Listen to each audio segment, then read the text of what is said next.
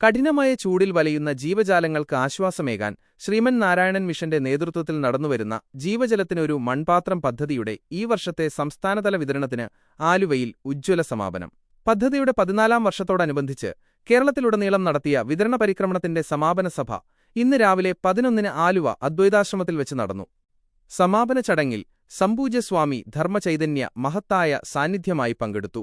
മിണ്ടാപ്രാണികളോടുള്ള കരുണയും പരിസ്ഥിതി സംരക്ഷണവും മുൻനിർത്തി നടത്തുന്ന ഇത്തരം പ്രവർത്തനങ്ങൾ മാതൃകാപരമാണെന്ന് അദ്ദേഹം ചടങ്ങിൽ അഭിപ്രായപ്പെട്ടു. കടുത്ത വേനലിൽ പക്ഷികൾക്കും മറ്റ് ജീവജാലങ്ങൾക്കും ദാഹജലമേകാൻ ശ്രീമൻ നാരായണൻ മിഷൻ നടപ്പിലാക്കുന്ന ഈ പദ്ധതി തുടർച്ചയായ 14ാം വർഷമാണ് വിജയകരമായി പൂർത്തിയാക്കുന്നത്.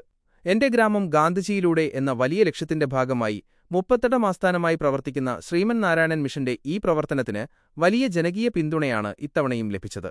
പദ്ധതിയുടെ ഔദ്യോഗിക വിതരണം അവസാനിച്ചെങ്കിലും വരും നാളുകളിലും പക്ഷികൾക്കായി വെള്ളം നിറച്ചുവെക്കാൻ ഓരോരുത്തരും ശ്രദ്ധിക്കണമെന്ന ആഹ്വാനത്തോടെയാണ് സമാപന ചടങ്ങ് നടന്നത്. സ്ഥാപകനായ ശ്രീനാരായണ ഗുരുദേവൻ ജീവകാരുണ്യ പഞ്ചകം എന്നൊരു കൃതി രചിച്ചിട്ടുണ്ട്.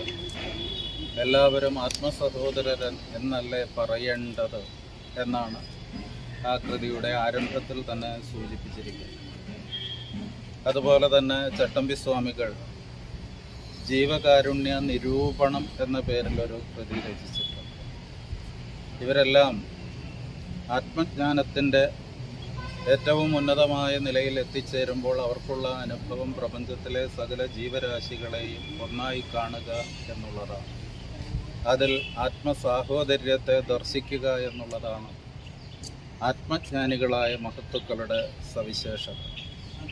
ആ പാതയാണ് ഒരു കവിയും ഗാനരചയിതാവും അതിലുപരി പാരിസ്ഥിതിക പ്രവർത്തകനും ജീവകാരുണ്യ പ്രവർത്തകനുമായ ശ്രീമൻ നാരായണൻ അവർകൾ നിർവഹിച്ചു കൊണ്ടിരിക്കുന്നത്.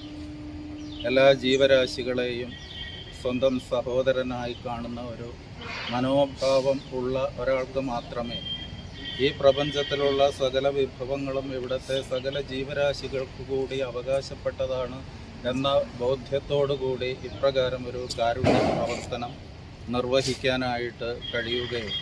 ഇപ്പോൾ ലക്ഷക്കണക്കിന് മൺപാത്രങ്ങളാണ് പക്ഷികൾക്ക് വേണ്ടി ഇതിനകം തന്നെ ശ്രീമൻ നാരായണൻ അവർകൾ പല ദേശങ്ങളിലായി സമർപ്പിച്ചിരിക്കുന്നു.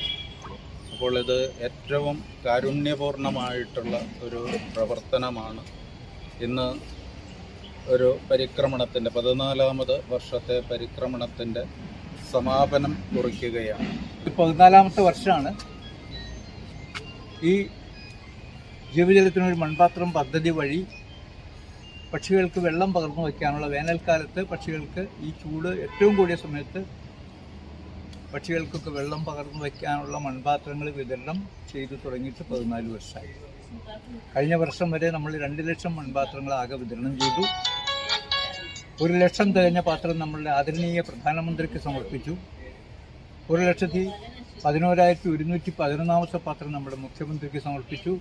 അങ്ങനെ നമ്മുടെ സമൂഹത്തിൻ്റെ ഉന്നത തലങ്ങളിലുള്ള എല്ലാവർക്കും ഈ പാത്രം സമർപ്പിക്കുകയുണ്ടായി. ലക്ഷക്കണക്കിന് പക്ഷികൾക്ക് ഇതുകൊണ്ട് പ്രയോജനം കിട്ടി. 10,000-കണക്കിന് പക്ഷികൾക്ക് അതിജീവനം സാധ്യമായി.